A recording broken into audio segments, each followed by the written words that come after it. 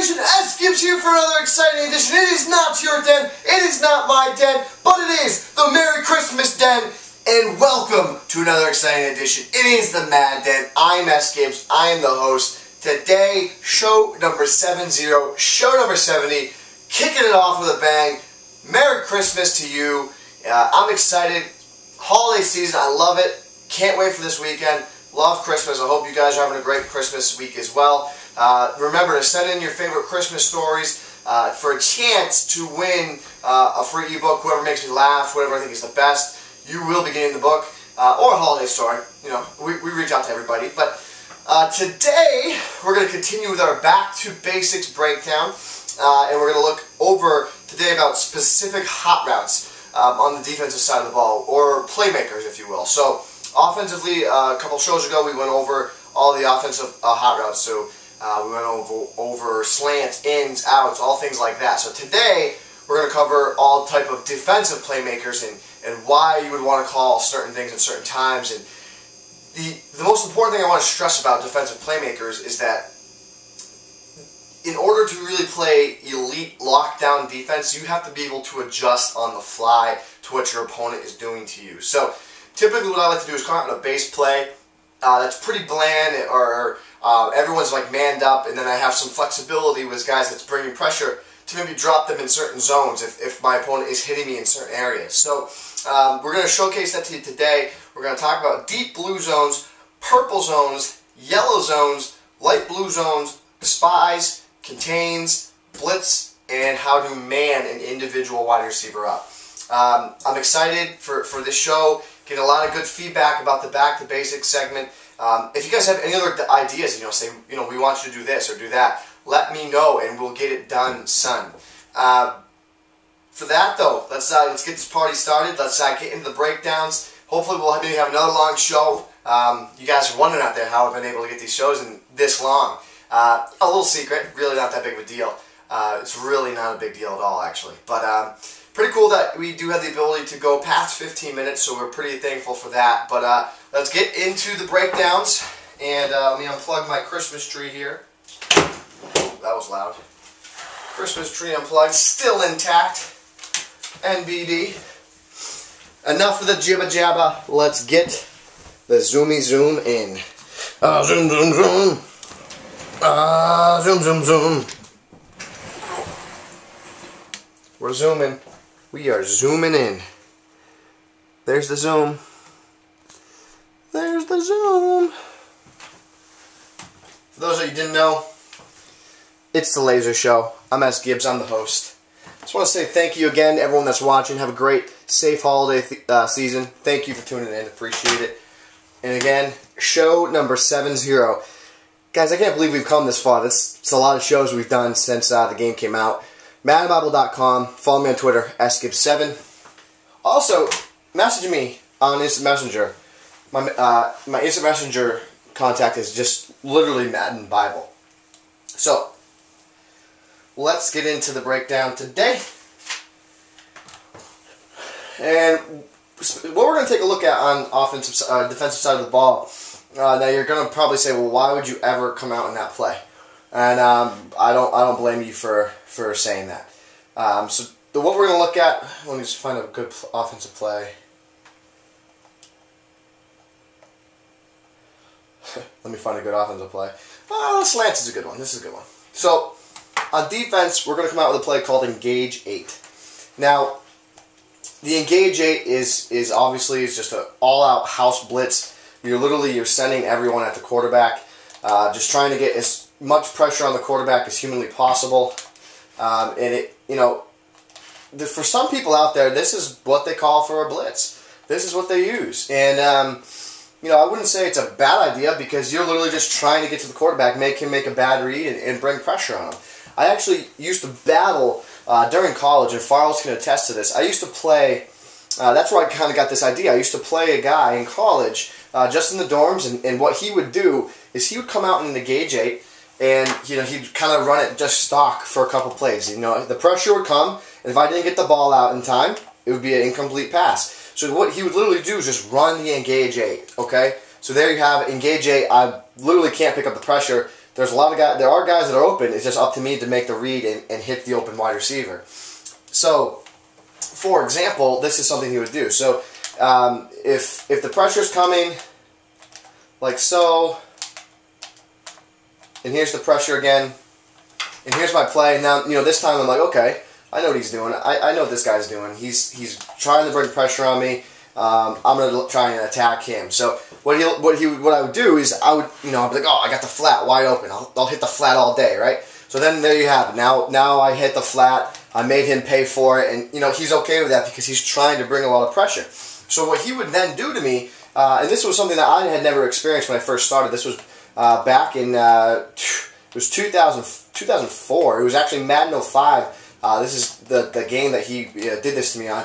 So what he would do is he'd take this defensive player and he would adjust. What he would do is he would say, okay, well if you're gonna go there every time, I'm gonna put this guy into a flat zone. But yet now I'm still gonna bring all this pressure, and now I'm gonna look to use these guys over here in defense. So now that first read that I had, and this is again a no V Sgibs. Now again, that's my first read, and now I'm botched up again, and now the pressure's coming at me again. And then what he would do is he would, again, if I realized, okay, he's got a guy over there, now I'll go to this flat. So what he would then do is this. He would move Washington over there, he'd put Landry over here, and what he was literally doing was he was just hot routing the defense, whatever he wanted to call. And what he was doing was he was catering his defense specifically to what I was doing. So he was a reactive type defense, not second guessing. What he would just do is whatever I did, he would counter it with a zone guy that he put in. Meanwhile, he's still bringing the house, still bringing pressure. And believe it or not, it's a very interesting way to play. I've tried playing like this a couple times. You can really, really cause a lot of issues for your opponent. But what I really want to talk about is that the ability to make user playmakers on defense to adjust to what your opponent is doing. Now, my opponent did this to me successfully. Now, this is something that if you guys all want to get better at home, this is something that you have to try and perfect as well. So, first and foremost, let's go over the hot routes that we can have. Specifically, we're going to look at Washington here every time as our main guy. So, for example, we might want to put him on a deep blue route. And let me just go and show you my settings real quick. I play with the strategy pad quick links on. What that is it allows the user to skip straight from minimized strategy pad to a specific mode using Madden NFL 10 control scheme. This allows me to use the old audible system. Some of you might be using the D-pad strategy pad. And what I'll do is I'll actually paste those instructions of how to make all the hot routes into the chat underneath here in the comment section for you guys to take a look at. But for those of you that want to play like me or kind of understand where we're coming from, go into settings, go into game options, strategy pad quick links on, and then that's where this will all make sense to you. So let's take, for example, we have this engage 8 play we're looking at, and my opponent is beating me consistently with a streak down the seam. And we want to try and take that away because no one's there. So he keeps beating me with a streak right there in the seam. So on defense, what I'm going to do to try and adapt to what my opponent is doing, what I'm going to do is I'm going to take Washington, put him directly over that wide receiver, and then what I'm going to do, here you can see the controller, what I'm going to do is I'm going to hit down on the D-pad, I'm going to be on Washington, I'm going to flick up on the right stick. Flicking up on the right stick drops him into a deep zone. When you see a deep blue zone, that means what they're doing is they're dropping into the deep part of the field to protect anything deep. Now this time, we'll go to the instant replay and we'll show you what that looked like before. So he was blitzing before, and as you can see, there's no defender in this area. So literally he's uncovered. It's an easy completion for me to make. Now this time we have the streak there again, but on defense we have the same defender dropping back into a deep coverage for you to take a look at and see what he's doing. So this time, pressure's coming. I throw to L1, and look what happened. You had an interception. So that's an adjustment to make, all right? So now that's something you're trying to take away. Now, next, say for example, again, we're bringing the pressure, and now our opponent is that slot wide receiver. He has him going to the flat. He's got going to the flat area. Now this time, I'm hitting him in the flat, wide open for completed yards. So again, I'm still going to bring my pressure, still going to do that, but what I'm going to do is I'm going to take my guy over here, Washington, and this time I'm going to put him in a flat zone. In the flat zone is a light blue zone, and how to do that, here's the controller again. You hit down on the D-pad, and then you flick actually down on the D-pad, and then you push left on the D-pad as well. And what that does is it puts this defender in that light blue zone, making them cover this part of the field exactly where my opponent was hitting me before. So here's the play again. Play set up. My opponent's hitting me in the flat. Pressure's still coming. Pressure's coming, but in the flat again. And as you can see, Washington makes the play on the ball. Now let's say, for example, we still have all the pressure coming. Washington's going in because he's still blitzing this time. Pressure is in the house. It's coming. We know it's coming. So now this time, maybe our defender's not hitting us with the flat route. Maybe what they're doing, they're going to hit us in the corner with the slant route. So now what happens is the corner route's coming, and they hit us. Well, pressure got there, number one. That's lights out D right there, kid. So here the pressure is coming. We'll just show you without the pressure getting there instantly. There's a slant route right there. The blue route jumped off a little bit, but a little late getting there. Now let's show you what we would do if this is the instant, if this is the case that we were trying to prevent. So now we know how our opponent wants to attack us. And here we have Washington. We put him over the slot wide receiver, and this time we put him in what's called a purple zone. A purple zone, the purple zone plays underneath the deep blue zone, and it plays above the yellow zone, and the purple zone plays the sideline. So what happens is, so say if I put Washington right here, the purple zone is going to make him break to the sideline and play about between 10 to 15 yard depth away from the line of scrimmage. A flat zone, you can put him over here. What he's going to do is break to the sideline, and he's going to play about 5 yards into the line of scrimmage. So the flat zone wouldn't really cover the slant route, and we'll show you what that looks like here. The flat zone won't cover the slant. You'll see that here. Flat zone will not cover that. I can't get the pressure is just too quick. So we'll hold on, we'll set that up again real quick. Right, flat zone. Flat zone will not cover the slant. And the pressure is just too good. See what I'm telling you about this in Gauge 8? It's not that bad of style of defense to play. It's exactly what I want to do. I want to hit my guy there, but unfortunately, I can't.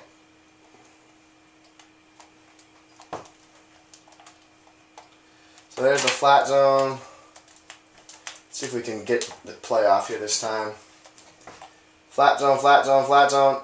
And as you can see, the flat zone, the point, I mean, I don't want to get rhetoric here, but the point is the flat zone, you'll be able to see here, the flat zone literally, it stays about the 5 yard depth, and it doesn't go anywhere. It stays there, while that slant gets in behind that area, about 10-15 yards deep, where we really can't do much with the flat zone to defend it. So this time what we're going to do is we're going to put that slant out there, and this time we're going to put Washington on that purple zone, and I want to see how well it defends the pressure, how well it defends that slant. So here's the slant, and as you can see, the zone defender is directly in the area to defend that. So you see how what the purple zone is good for, and here's what the purple zone is good for. So now purple zone is literally like it looks like man coverage on him. He's playing that area, he's playing that part of the field, and that's what's wonderful about that. What's also really great about the purple zone is that it has the ability to play the flats. And let's show you what I mean by that. So here's the purple zone. So we think, okay, well the purple zone is going to defend that slant out, so we'll be safe in the slant out. But the thing about the purple zone is that it's not as locked down on the flat route as a light blue is. But the thing with the purple zone, what that's going to do is that's going to contain any type of underneath route. So what I mean is this. So the ball's there, I snap. What happens is then the purple route drops back to its depth, and then anything underneath it, if I throw and try to complete a pass, anything underneath it, watch what happens. The defender will react to that, and then it'll look to close on it. So if they do complete it, they're only going to get a couple yards. So purple zones, you got to think, your purple zones are you're probably your best friend in terms of coverage as a zone playmaker, because purple zones play a little bit deep. They also play short. They're just overall a great zone. They're one of my favorite playmakers to make. Now, let's take a look at the next option. So here's another thing. Now, say for example your opponent is running a drag as well as a slant on the middle here. Now, what's going to happen with this is if I put him in a deep blue zone to try and protect the seam area, he'll drop too far back. He'll literally drop too far back. He'll take himself out of the play. So what I need to do is put him on a yellow zone. So what a yellow zone is plays about the same depth as a purple zone, maybe a little more shallow, maybe only about 10 yards from the line of scrimmage, maybe 7 to 10 yards from the line of scrimmage. But what happens with the yellow zone is it stays stationary. It doesn't drop to either side of the sideline. It stays in its general vicinity area, and it sticks there, and it plays an area on the field there. So in order to set up a yellow zone, what you want to do is on the controller, down on the D-pad, up on the D-pad, and again, what that does, it puts our defender on that yellow zone. So we'll show you, the yellow zones do a great job at stopping crossing patterns. They do a great job at stopping little curl routes. We'll show you this here. Oh, I'm sorry, I was on that guy, so it wanted me to react to him. So let's do this. Let's do this. So now, all my linebackers are in yellows there now. And put my slot guy on a yellow zone. And as you see the yellow zone, see how it just sits there and it plays that certain part of the field. So yellow zone does a great job at stopping those little curl routes as well as stopping a slant. So see how the slant was coming underneath? I ran both those on purpose because the yellow zone stops for the curl route, and it also does a great job at defending that quick little slant in. It does a great job of that. So Fabian Washington just missed that pick interception there. So those are all the defensive zones that you can call. But then there's also a couple interesting other options that we have. So as a defense, we have the ability to not only play certain types of defensive coverages, so a deep blue or a purple or a flat or a yellow, but we also have the ability to control the quarterback and what we're going to be doing as well. So what I mean by control the quarterback is what we can do is play a quarterback spy. So if we're playing a guy like Michael Vick, you can audible and playmaker in a quarterback spy. What the quarterback spy is going to do is literally it's going to go directly into the line of vision of the quarterback, and it's not going to move there. So if the quarterback rolls left, the defender that's on the spy will roll left. If the quarterback rolls right, the defender and the spy will roll right. And what the spy actually really does a great job at is it does a great job at reading a quarterback's eyes. So I like putting quarterback spies in my defense to kind of mimic a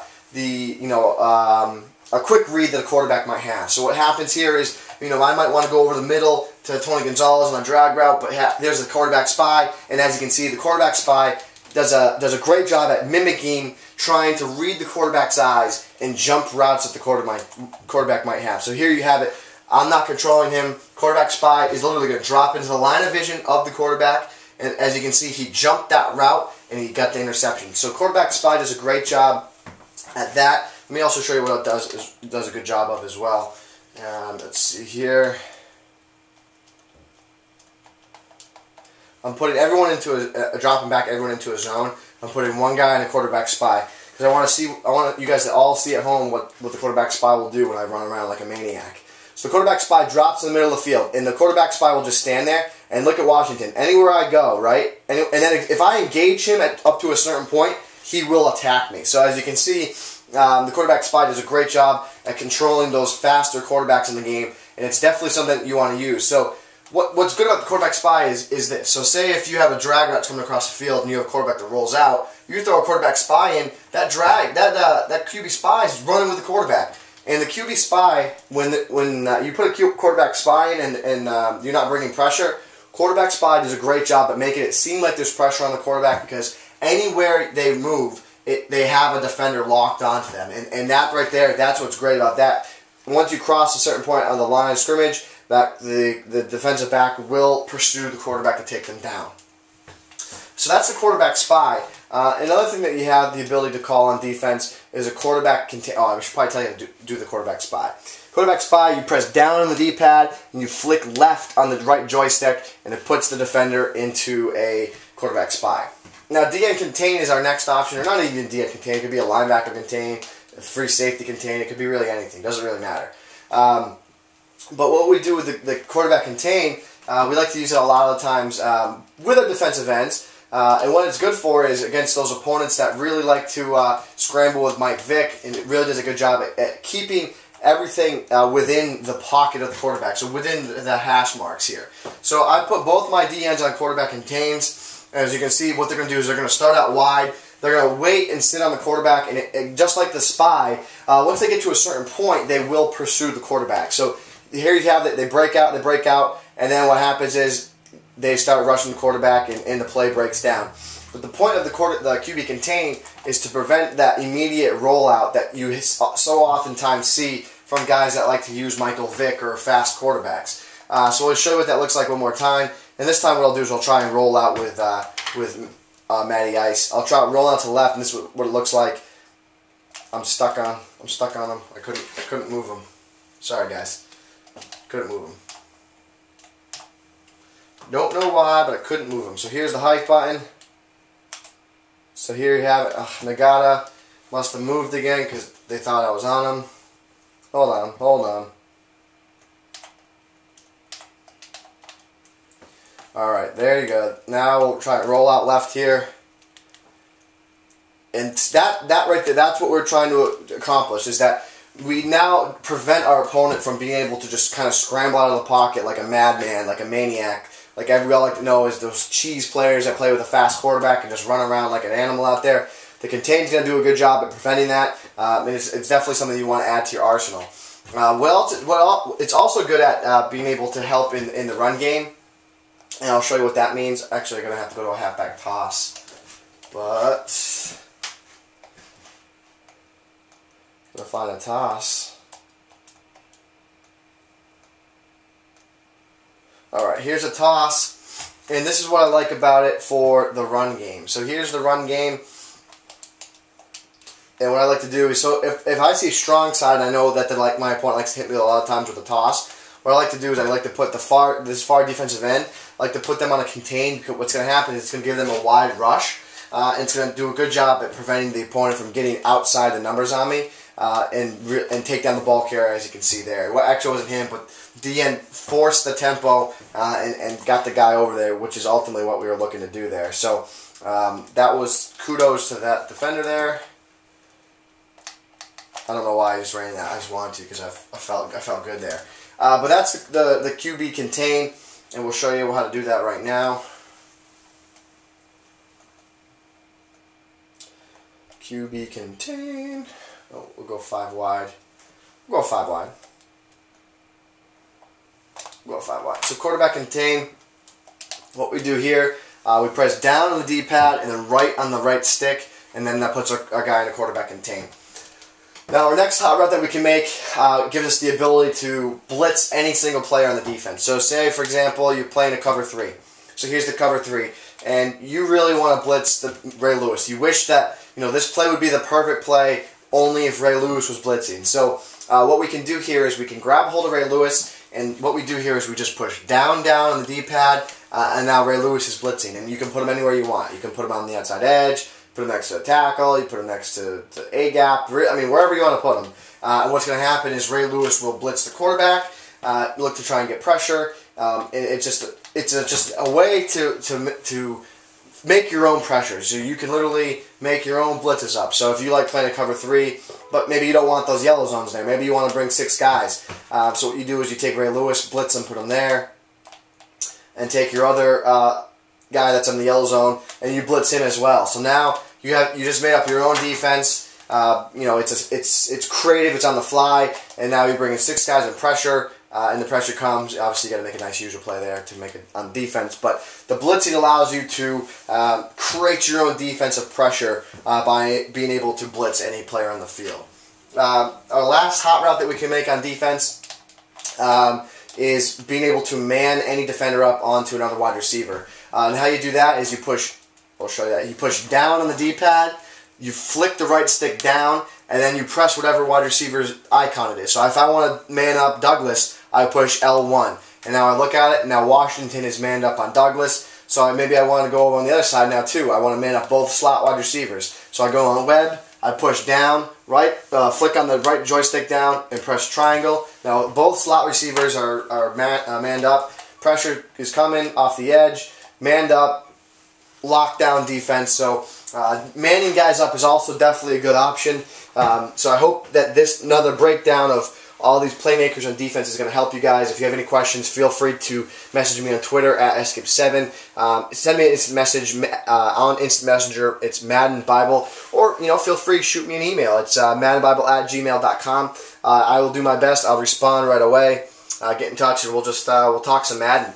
But for those of you that don't use the same strategy pad as I do, I will put in the bottom of the chat, in the comment section, I will put in all the audibles and what the playmakers are for the generalized Madden 11 strategy pad. But for another exciting show, guys, show number 70, we're creeping up on 100. We are so creeping up on 100. It's scary.